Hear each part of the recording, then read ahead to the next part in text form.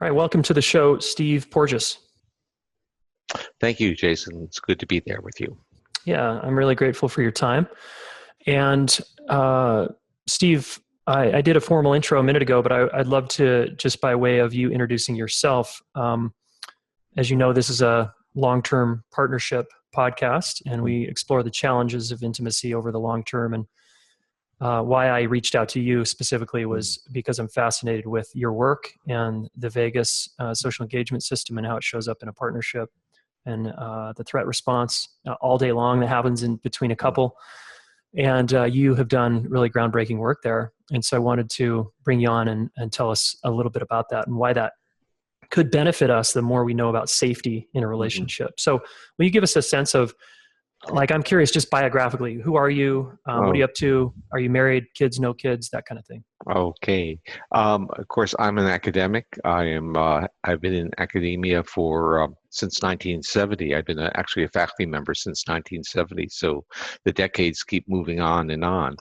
I started off being very interested in the neurophysiology of basically what was going on in people's nervous systems when you didn't hear them talking. So I was interested in what was then a new discipline called psychophysiology, with the whole idea that you could measure autonomic measures, and that would tell you something about sustained attention, what they like, certain things. I got intrigued with that, and this is now when I was in grad school. And then when I became a faculty member, I started to study newborn babies. I studied human fetuses as they reacted during delivery.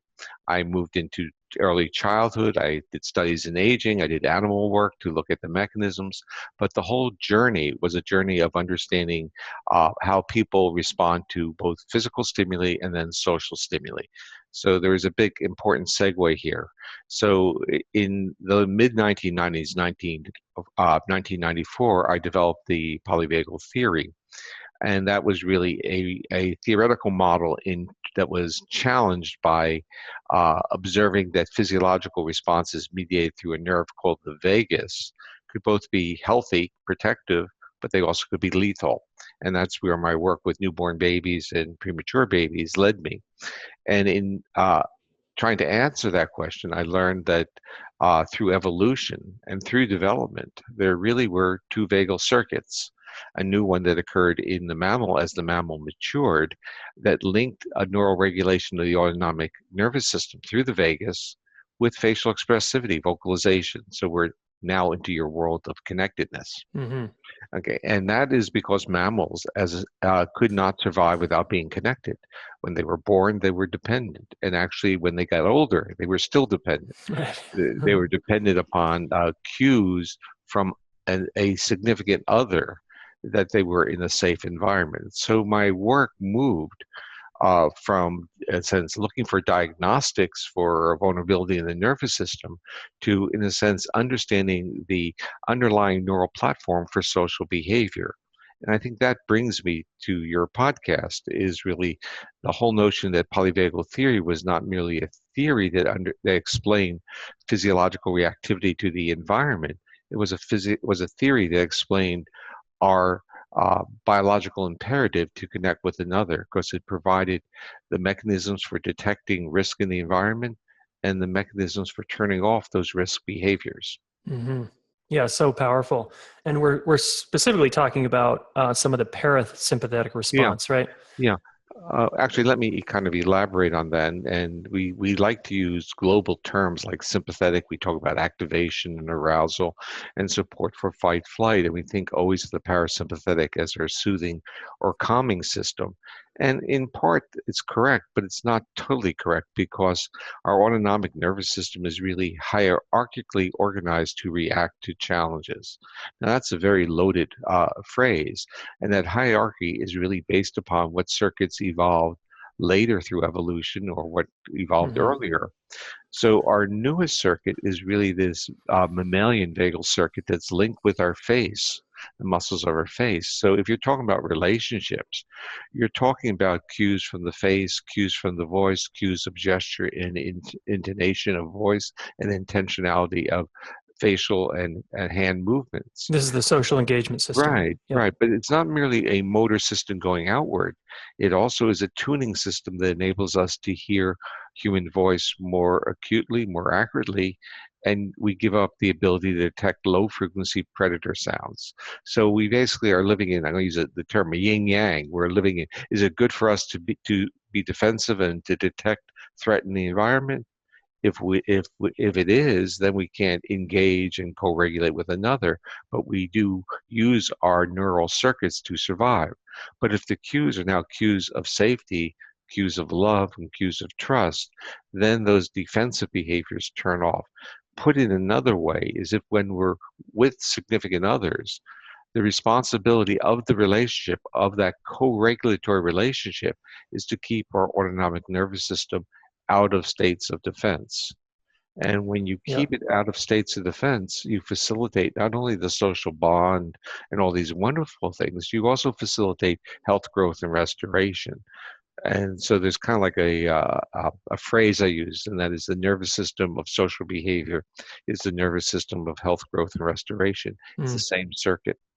Yeah, and this gets really complicated, of course, because if my tone of voice is threatening to you, Mm. in a moment in the house and we're married, all of a Uh-huh. sudden you're in a threat response. What's really quite unique about the let's use the word feature detectors built into our nervous system and the triggers that have people respond is that our reactivity, our triggers, we tend to respond outside of the realm of awareness, although our physiological response to those cues are often very, very, we become aware of that. So we get these massive bodily responses, and we don't know why we responded. And this is really what you're talking about, I believe, in terms of ruptures and difficulties in repairing within a relationship, is because the body has responded, and now the smart brain, which we do have, tries to make sense out of those responses and Hmm. comes up with a narrative that may have nothing to do with reality. The reality may be that the person's basically, I'll give a perfect example. This morning when I got up, I had a little, we in the medical world, you call it a little bit of vasovagal response. In a sense, I started to get faint when I stood up very quickly. Now, the projection of that on my face was a total flat face. So I asked my wife what she thought my face meant. She said that she felt that she had done something wrong. She didn't Hmm. violate an expense. I said it had nothing to do with you. It had to do with my physiology Yep. shifting, and it was a physiological reflex. But her need to be helpful and not to do anything wrong, and this is really part of the issues in many couples, was to create that narrative. Now, I have to tell you a little bit here because my wife is not any normal wife. My wife is Sue Carter, and she is the scientist who discovered the relationship between oxytocin and social behavior. So there's a common thread here within both within our marriage and our research. And uh, she likes, I'll give her credit. I won't just say she likes to take credit. I'll give her credit Yeah. for encouraging me to study social behavior because that was her realm. Mm. And I was much more involved in, let's say, cognitive reactions and using physiological measures as indicators of health in babies. And then when I developed the polyvagal theory, suddenly what she had been working on and what I had been working on became, in a sense, very similar. And the reason it became similar is that the areas of the brainstem that regulate what I call the social engagement system with this mammalian myelinated vagus and the links that create the facial expressivity and intonation, that whole area of the brainstem is bathed in receptors of oxytocin. So oxytocin Fascinating. hurt. And what's even more important, the older vagus, which is our shutdown defecation response when it gets recruited in defense, that's just has even more oxytocin receptors because that system is involved in giving birth, and during the birthing process all these subdiaphragmatic organs below the diaphragm are responding, and they're not producing the person's not passing out and the person's not defecating. It's because that area of the brainstem is just being bathed in oxytocin. So it Mm. enables immobilization without fear. And now if Wow. we want to float into your world of couples and relationship, what is the objective of a relationship? We'll use a pragmatic one and say to co-regulate, and then we'll use a more illustrative one, and that is to immobilize without fear, because immobilization without fear is what we call intimacy. That Uh-huh. we are, in a sense, not all our defenses are gone as we hold each other and near each other, and we don't need words because the bodies conform and feel safe with each other. And so you can see that Sue's work on oxytocin and my work on the autonomic nervous system have kind of both a shared agenda, but they have overlapping areas. So I used to say Yeah. we had independent research for a couple of decades, and then we got reacquainted in the brainstem. So Wow. the Yep. point is that once you start seeing the commonality of the mechanisms, it starts making a lot more sense. I mean, I have to imagine that you guys worked your own process together enough to feel safe enough to discover this together to kind of find that bridge. I would say that the beauty of an academic family is the respect to allow an individual to do what they want to do without forcing the bridge. Uh-huh. So in a sense, because in the academic world and in any world, you have to create your own identity before you are empowered to share along, especially intellectual levels. So we were quite established. We were both full professors for several years, maybe close to 10 years, before we start to realize what we were doing was very similar. And then we went into joint papers, joint conferences. Sue organized some conferences. I participated, and as a dutiful spouse, I felt that I had to talk about something that was related to what she wanted her meeting to be about, and so I worked. Yeah. And I helped, in a sense, build the bridge. I built the bridge of in basically being able to talk about vasopressin, which is another neuropeptide, Yeah. and oxytocin within the context of polyvagal theory. So you could take her corpus of her work and it could be explained within a polyvagal, or let's say applied within a polyvagal world. So the polyvagal theory is as much broader strokes of conceptualization, and Sue's work was really very more mechanistic in terms of brain areas and specific types of behaviors, like bonding and like disrupt. Actually, whether or not through manipulations, whether the animals that she worked with, which were this little prairie vole, whether those animals could bond or had difficulty in bonding, and whether they could parent. Yeah. Powerful. Yeah. How long have you guys been married? I have to now think, okay, um, 47 years, Wow.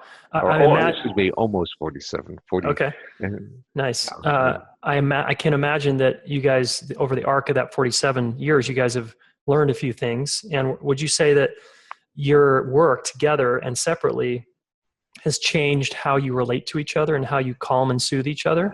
I would say that during the past, I think since we're going to talk about relationships and marriages, let me bring my kids into the story because kids are a major focal point in many marriages, as they Yeah. were in ours. How many I kids al- do you have?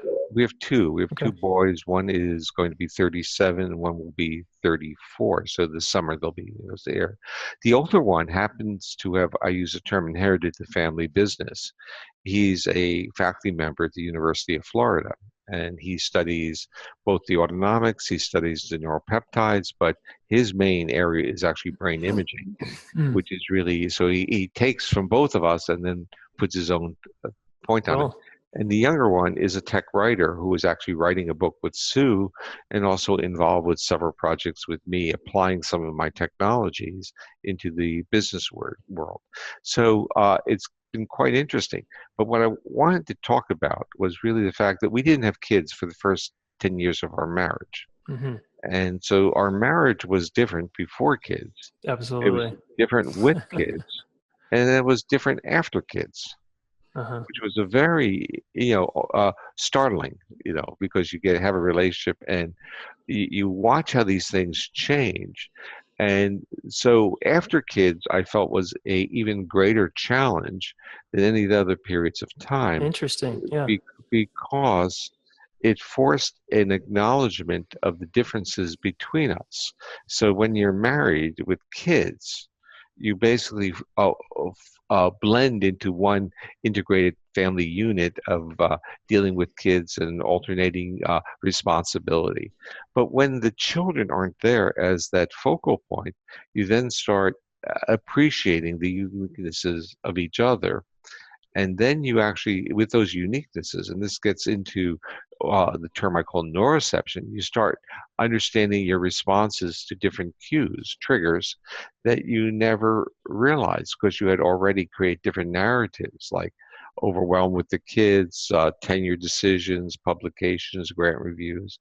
So you put an overlay with a whole series of narratives. And when you're, in a sense, at the other end, you start seeing, in a sense, the more, I was going to use the term almost ritualized or systematic way in which you respond and your spouse responds. And then you try to figure out where the cues are and try actually to apply these theories to understand it. So the ability to co-regulate is, in a sense, our goal in life. But the other part that we have is we often lack an appreciation of the cues that are the ruptures that disrupt Hmm. us. Hmm. And that's really what I've learned a lot more about. And it gets extraordinary. I use the term, I don't even, I'm going to use it, dangerous. It becomes extraordinarily dangerous as you flip from a visceral, implicit body to this cognitive, pedantic individual. Because as you do that, you shift your spouse or your mate or your partner into a, you shift their physiological states. Hmm. And then if you start saying you did this or that does that, you can see immediately this structuring of the inquiry, the questions, shift the physiological state of the other. Which And then so, shifts your physiological state. of course. So now you're in this cycle. So the real issue is how do you get out of those cycles? Polyvagal theory says you get out of those cycles with cues of love and safety. And those are not the same thing as saying you did this, you should know better. No, right. Yeah. Yeah. So So you're basically saying you learned how to be a safe presence in your wife's life, you or try, you're you learning, try, you're learning. ongoing learning. I think, you see, this is the part which probably your audience is concerned about. I think it is a continuous process. And I think it's a continuous process of both sensitivity and a sense of awareness of self. So whenever our bodies react, this is kind of the rules that I'm trying to structure. When we react, and you're aware of bodies reacting, because I can see in your face that there are reactions.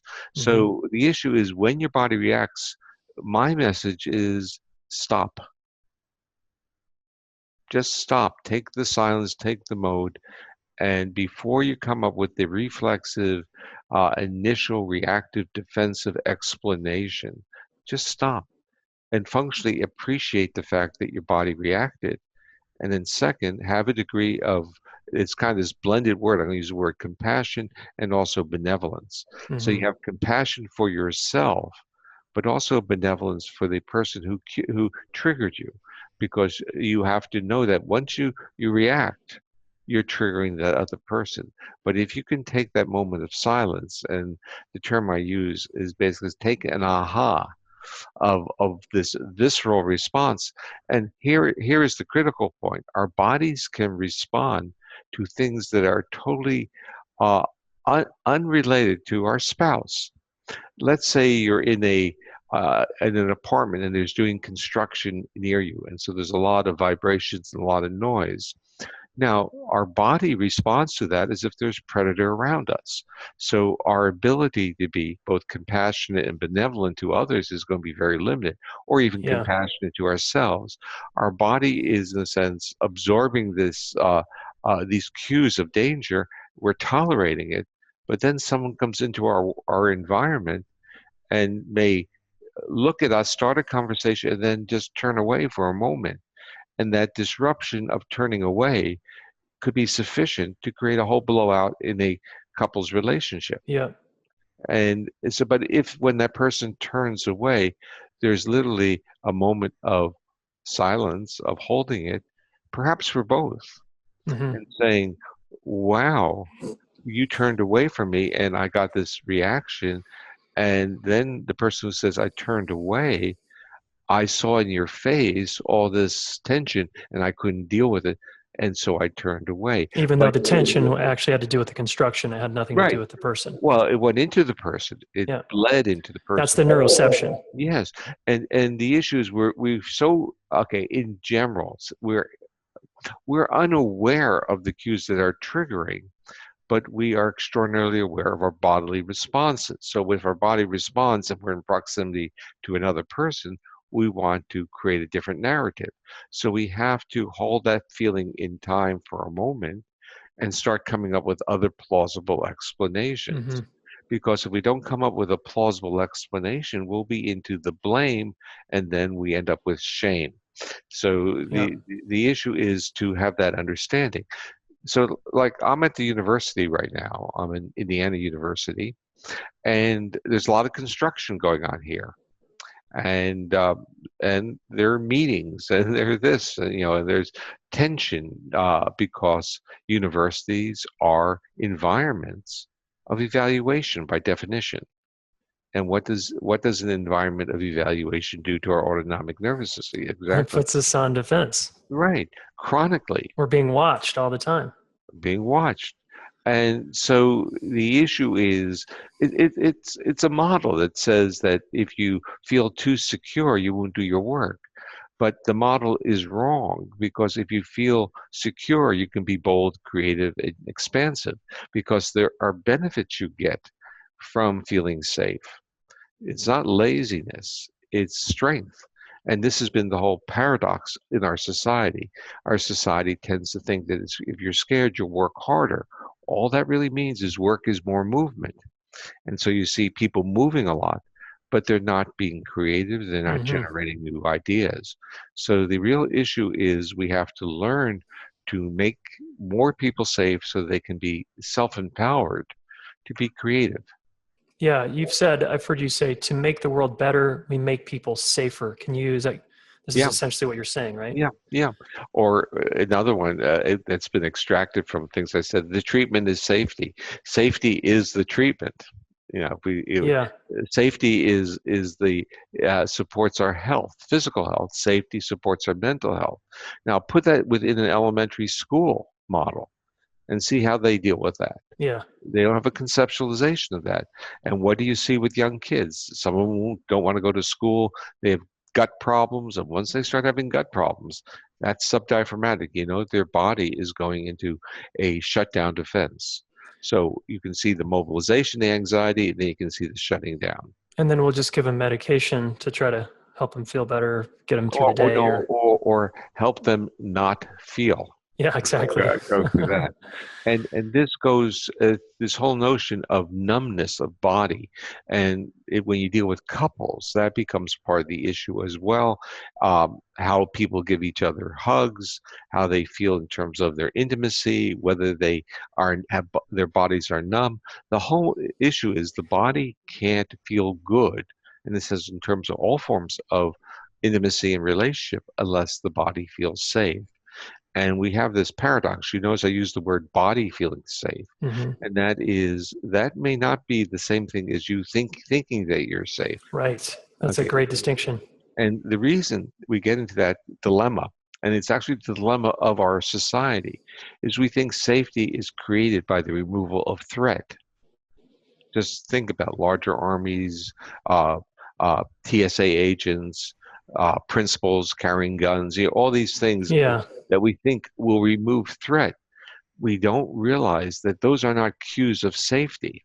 So the removal of threat is in general good. I'm not saying you should have threat around you, but it's not sufficient. It may be necessary, but it's not sufficient. So we need cues of safety. And then we get into this whole paradox. This is a paradox of child rearing. that people have always felt if the child is too safe, the child won't be motivated. Hmm. And that, Right. They'll be enabled and coddled and right. And I would say that that's probably not true. And I use the word probably because I haven't done the research on it. yeah. But in terms of the plausibility of the model, if an individual has the ability to co-regulate with another, their bodies become more resilient and they can self-regulate for longer periods of time before coming back to co-regulate.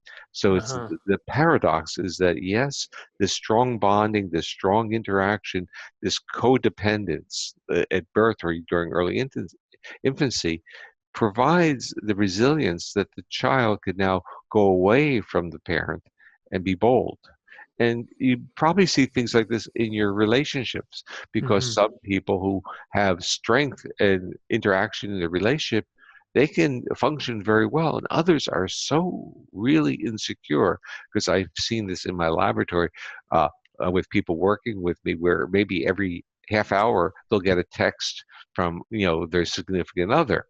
It's like, are you there? Uh-huh. Uh-huh. It's like because the level of insecurity is so great, the level of vulnerability that they have to continually reach out um, to co-regulate, and we have to respect that. So I've never ever told anyone who worked with me that they shouldn't respond if their wife texts or their girlfriend texts them, that they shouldn't respond. But I hope that they would enable time where we could work. I don't like it in my office with them. But Sure. but you could see what was going on. There was a need to touch the other person to get some level of Hmm. co-regulation. Yeah. So it seems like if I had to encapsulate the body of your work, it's all about safety, it seems like to me. Yeah, yeah. And Like the importance of safety, because from safety, we can learn, be creative, innovate, we can go out and be right. bold in the world. Yeah. Now let's deconstruct what you said. Safety allows emergent properties to occur, meaning it allows creativity, it allows appreciation for aesthetics, it allows even spirituality, allows relationships. But safety also enables us to learn, to accumulate, pull in information because we're not competing with detecting features of threat. Yep. So, and also in terms of like language delays, which is really something you see in certain communities or environments, especially those which are dangerous environments, is that if your body is in a state of constant defense, it shifts the transfer function of your middle ear structures. What does that mean? It means you don't hear the ends of words. Uh-huh. So you hear the initiation of a word, you just don't hear the end because your ear structures, your middle ear structures, are biased to detect predator sounds, which are low frequencies and not the high frequency harmonics of voice. So you see it all Wow. folding in. Yeah. And in our society, what do we do when a child has language delays? We yell at the child. Hmm. We accuse the child. We don't Speech say, problems.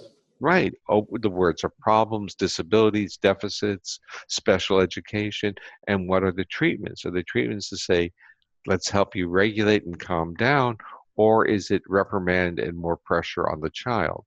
So the educational model misses something very important. It misses the most profound and important intervening variable, which is our own physiological state. And in terms of couples, what is the most powerful intervening variable is that physiological state of the dyad, of each individual within the dyad. Yeah. And you, from a therapeutic or clinical level, you might use words like saying, oh, he or she is tightly wrapped and anxious, and they shouldn't be, or lethargic and depressed. Now, if you ever said to someone, you shouldn't be anxious, you shouldn't be tightly wrapped, you're not going to get anywhere with that No. because implicit in the body, these features are defense, and the body is defending. It's not a cognition. If people wanted to be safe and relaxed, they would be, but they Yeah. can't. Are you, what would you say to a person who might be blaming themselves in a relationship? Mhm. And like, gosh, I can't get it together, but there's this intelligent response going on a neuroceptive level Mhm. that they're definitely not tuned into. Like, how can some person get out of self-blame here? Well, I actually What's the think that reminder, I you think know? that the reminder is to respect your body. I mean, and the It's, disrespect what they're doing is disrespecting their body. They're getting angry at their body and trying tell the body not to respond. And so the way out, the metaphor that I like to use is that we need to develop a better or a more developed sense of self-compassion for ourselves, a sense of respect for our body, and a love for who we are, as opposed to a distaste for what we're not, Yeah. the limitations. And so we have to, we are who we are, and we have to learn who we are. And through that learning of who we are, we have to respect our attributes and even respect what might be called deficits, but they really respect our differences. Yeah. What's the one tip that you can give a couple in their attempts to feel safe? Like, because if safety is one of the points of a relationship, to create a safe bond so that then we can go out and play and Yeah. be creative in the world, what's like one thing a listener can do Well, to feel safe with each other? you actually answered it, and because when you use the word play, what are you doing when you're playing? And what we want to do is use the historical definition of play, which was interactive with another person, not with a game or a toy by ourselves. Mm-hmm. And what is playful behavior? It's movement, which is mobilizing our body with sympathetic activation, but it's using voice and face and social engagement. So we're doing a neural exercise of state regulation when we play. And that's what couples need to do. They need to learn how to play. And if we go back to the history of when couples start or when you meet, it tends to be playful. Yeah, it's a lot of play. It's play, Yeah. and it moves into these other realms of a play is trivial or it's a diversion, but play is important. And I go back even to the notion of schools. Play is important for children. Play is important for everyone. Play is important for your dogs and cats. They need it as well. Uh-huh. And when you have kids, I mean, the beauty of having children is intuitively, I know. you have to play Yeah. and you become the child that you never were. You do that, and you also use voices, like you talk like uh, a mother to a newborn baby. Males will talk Yeah. that way, Yeah. We change our voice to play with the kids and be right? silly. And Yeah, but the changing of the voice is consistent with the sounds that trigger our nervous system of safety. Hot, more higher pitch melodic voices, mother ease. How do men even talk to their dogs? They don't talk with a low frequency monotone. yeah. They go up into a higher pitch. Mm-hmm. That's what we need. If we want to be playful, we need to maintain the prosody, the intonation in our voice. We need to, when we get triggered ourselves, we need to stop and take that aha moment. We have to explain without criticizing, and this is not easy, Yeah. that we trigger each other. And the whole issue with couples can be very dedicated and loving each other, but they can also trigger each other in the most uh, as negative ways. Yeah. Okay. Very primal too ways, Oh, well, right? well, that's a Just with a critical. look or a tone of Oh, voice can just, yeah. bam. But the use of the word primal is a good selection of words, and that's neuroception. Those primal, those things are wired into our body, and those are the aha moments. And what our body does is we try to attribute intentionality when our body reacts that way. And often these insults to our body have no intention. Okay. So let me ask you a really important point here, a question about this tone of voice thing. So it sounds like, if I have you right, a tone of voice, let's say I have a tone of voice, for example, sometimes with my wife, and she'll react, right? Yeah. And it's probably unlikely that she'll ever get over Mm, reacting around my tone of voice, because that's her built-in threat mm. response that's necessary, right? Well, So she can't necessarily you like you get you have over that. you have to stop there because you're loading a lot. Okay, so first of all, your voice doesn't have that great range of intonation. So that part is clear. It's a narrow frequency band.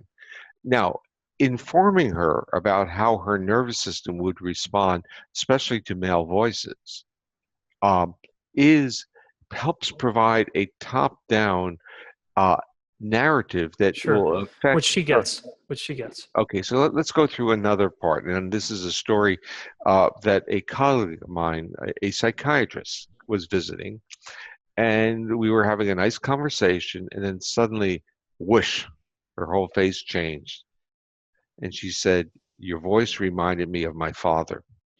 Of course. Okay, now, and she had a trauma history. Okay, Yeah. and Yeah. so but she was aware enough not to take that physiological shift and hijack her behavior and become defensive and aggressive to me. Yeah, because she knew that. She had enough self-awareness. Yeah, She'd done some work on that. yeah. Yeah. And what the cue to me was, be careful not to go into too low frequencies, as in make sure I kept my voice modulated. Yeah. Which Uh, is my work. yeah, yeah. So I actually realized that when I talk in front of people, so you can see on some of the YouTubes and stuff, my voice is a higher pitch and more melodic than I do normally on a one-to-one. It's Mm. because of the engagement behaviors, the feedback in the environment. So I move into that range without any awareness. I just go there. Yeah. And so in your situation, or what you're talking about with your wife, is one, you're smart people, you have a model of what our body responds to. And once our body responds to it, it's now a stop and an aha and a wow. Hmm. And then it almost becomes humorous. Like a respect. Like, whoa, there's Or there's the animal in me or whatever. right, Yep. it becomes almost a humor to it, Hmm. because it's something that you did not prepare to do, you didn't have the intention, and the other person didn't have the intention. And wow, look how this occurs. It's like a reflex that you discovered. Yeah. And it's not to get angry at that reflex, but it's also to acknowledge it exists and to respect it. Hmm. And so as you respect it, it should start to downregulate, because it's so near the threshold of reacting. It's there because the body didn't feel safe. So what happens with the cues of safety, or safety as a treatment, is the threshold to react to these become tempered, so you don't react as rapidly, and your body stays within a broader range. Totally. Cool. Thank you. As we wind down here, a couple more questions. Why do you think it seems like people are catching on a little more to the neurobiology stuff, adult attachment, that's becoming more popular. What's going on that's catching people's attention here? Okay, so let's start. I think the clinical world has become very, very aware that there's a biology underneath the behavior. Okay, let's just start there. Okay. And this is now 5, 6, 7 decades of people focusing on behavior as behavior, psychological processes being psychological processes. I think the insights that have occurred over the past decade or so are that really underlying uh, our experiences, our subjective experiences, and our overt behaviors is a neurophysiological substrate. I think that polyvagal theory has had some impact because it was not a school of therapy. It was Hmm. merely an explanation. It was a theoretical explanation of a lot of these experiences. And this enabled it to be very welcomed by many different theoretical perspectives without competition. So, in a sense, from trauma to couples, I mean, polyvagal theory has been embraced because it provides some of the missing information, missing Yeah. clues that help. The other part, and I think the most important point, is that when I talk about these things, so when I give talks, I often will say, I give a talk, people will say, "Wow, I learned a lot from your lecture." And I will say to them, "Really? I don't think you learned anything. I think all I did was confirm your intuitions. I gave you an explanation of what you already knew." Mm. And I think that's where the traction occurs. And Okay. that is that the sensitivity of being a good therapist, being a good human being, follows certain systematic uh, procedures like being a good parent. But now we can see how that works. What does it mean to be a good or successful person in these interactions? We can see the neurophysiology and how this is actually helping the individual co-regulate and support health, growth, and restoration. Yeah, wonderful. So cool. Self-regulation, Yeah. co-regulation. Mhm. What's so there's some people that might start in the therapeutic Yeah. community start to push back with co-regulation because it starts to feel like codependency, which was labeled as bad. Hmm. And then there was this many years of self-regulation, like, hey, my partner's triggered, that's kind of their problem. If I'm triggered, that's my problem. I need to deal with it myself. I, What's the value of self-regulation? Because I hear some people almost tossing it out. I think self-regulation is what enables me to sit at the terminal and work if I need to work 6, 8 hours if I have to, or sit still for 4 hours. That's self-regulation. But it's the ability to self-regulate one's own physiological state really is based upon a platform of successful co-regulation. Hmm. So it's in a sense a derivative product. So if you have good experiences co-regulating, you can now self-regulate. And in the metaphoric world of some of these therapeutic models, people often like to say, well, you carry with you the image of the successful co-regulation. Mm-hmm. It's like the picture of the girlfriend or the wife on the Sure. desk. Or the But mother, the ideal parent, whatever. right, but there's more to it. I think it's a embedded sense of our own biological history that we have individually co-regulated, and we know what that is, and that gives us the power to be resilient, the resource. It's a power. It's a resource. So Mm-hmm. co-regulation creates the resource for self-regulation, and I think the mistake was made in thinking that the task was self-regulation and it disrupted the individual from getting all the benefits of co-regulation, Yeah. and that means early development. Got it. Great. And if we take a child that grew up in a compromised environment that got a kind of a funky Yeah, co-regulation, right? yeah, That's going to be the template. So self-regulation for them might even be harder absolutely. because the Yeah, co-regulation was harder in the beginning. Is that absolutely. true? Okay. So if we think about classroom behaviors, I mean, classroom behaviors are it's almost like looking at a experimental paradigm. Who are the kids who are disruptive in the classroom, have difficulty self-regulating? Uh, I should say, who, not all of them, many of them come from environments that are extraordinarily challenged, where there isn't safety in the home and there isn't successful co-regulation. So you actually can see that taking them out of a difficult situation, putting them into a social situation, can function very well in it. Or let's say they grew up in a home that wasn't, quote, challenging by like abuse standards, but Mm. they grew up very privileged, had Uh-huh. everything they wanted, but they just were given a phone all the time. And that was their mode of Well, regulation. okay, there's actually interesting history. I'm going to kind of move it to a little story. I Okay. have a very good friend who is an architect, and he then became a family therapist. And he wrote a little book, and the book was really about space, living space. And he had this a little questionnaire. He would ask people, where were your memories? What was the space that you have the most positive memories? And people would describe being in a family party in a small apartment in a living room and but being very, very happy. And then as these families got more successful, they bought larger and larger homes until they got, in a sense, we call McMansions, Yeah. Yeah. so Yeah. where they now created isolation within the family from the socialization that they had when they were poor.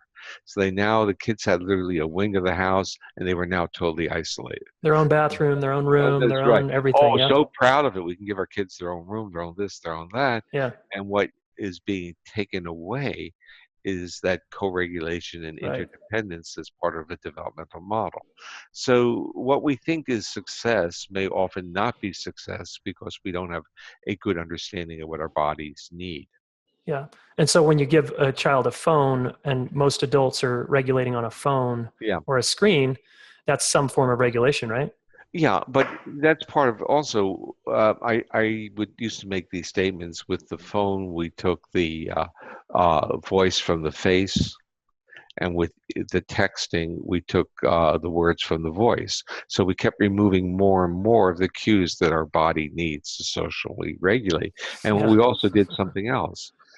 We removed the principle of synchronicity, or things occurring at the same time, and reciprocity. So that if you send a text, and so the question I would always ask my groups when I talk is, when you send a text, how long before your body gets, if the response is delayed for a period of time, how long a period before your body gets a visceral response? So if you text, let's say you text your wife, how long a delay can you tolerate without getting a response? Okay. The delay tolerance, nice. Yeah, Yeah. but what it's really saying is, physiologically, we are not wired to engage and to delay And to too not have a long. response, right? Right. So we get that response, and then what do we do with that response? Well, we send another text, and we use capital letters now. We send it there, Yeah. because we're now pounding on a door and no one's home, and we have this, Wow. and you follow the bit, and your couples Yeah. may have this. So the issue is, what does the phone do? See, I have one right here. What does the Sure. phone do for us, and what vulnerabilities does it create? Does it turn off? Does it force us to turn off our bodily feelings and needs to co-regulate because the interactions are too unreliable and meaning too dangerous for us? Yeah. Wow. Yeah, I hadn't thought about that. I mean, it makes sense because I often tell couples, like, you don't want to work anything out over a phone, over texting. Please don't, Yeah, yeah. fight over text. Yeah, great. Well, thank you, Stephen. Oh, This you're has been quite really welcome. great. Winding down, just tell us where you're headed, what you're up to. What's the most exciting thing on your plate right now? Oh, I continue to keep busy. I have two jobs. I'm a little over 50% at Indiana University, where my wife took the job as director of the Kinsey Institute, and so I came here. And I'm creating a trauma research center. And what I'm trying to do is create a portal, a way of individuals who have experienced sexual violence to be witnessed, to provide information, to develop a model to explains that our abuse histories and trauma histories may lead to disruptions in the ability to co-regulate. I'm doing research on that. Hmm. And I'm also starting projects on the effects of medical treatments, especially medical treatments below the diaphragm, and whether they feed back and affect our sense of, just like sexual violence would do. They were affecting similar organs, and our brain may not be able to distinguish uh, the intentionality of what's happened. And so many people who have subdiaphragmatic surgeries, their sexuality has changed and their ability to relate to others changed. Wow. So that's some of the work I'm doing. That's exciting. A quick question on that, just because you mentioned it. Would you say that most sexual dysfunction is usually some kind of fear threat response of the system shutting down below the diaphragm? I would say that it's probably linked to a history in which the subdiaphragmatic vagus, part of the autonomic nervous system going below the diaphragm, has been recruited in defense. Yeah, And it's recruited in defense when a person has immobilized, dissociated, perhaps even some kind of threat. defecated, Yeah. yeah, or passed out, been restrained. And one point I forgot to make in our discussion is the mammalian nervous system finds two cues as extremely lethal. One is restraint, and the other one is isolation. Mm. And everything else is about the metaphors of those. So when you talk about the fear, even when talk about the texting, it's the metaphor of being isolated. And so the issue of how are we not isolated? We're not isolated if we can have the opportunity to co-regulate. If we have the opportunity to co-regulate, we then have greater resources to self-regulate. Yeah. Wow, man, I just love the work you're doing and all the heart and soul that you and your wife have put Yeah. into in the trenches with people and just given us so many gifts to the world. So I Well, really appreciate you. well, Thank you. thank you very much. And people can look on my webpage, Yeah, where can they find you? stephenporges.com, Okay. and We'll put that in the show notes. that would be great. Okay. Well, thank you, Jayson. Yeah, thanks again, Steve. Nice talking to you. Okay. Bye. Bye bye.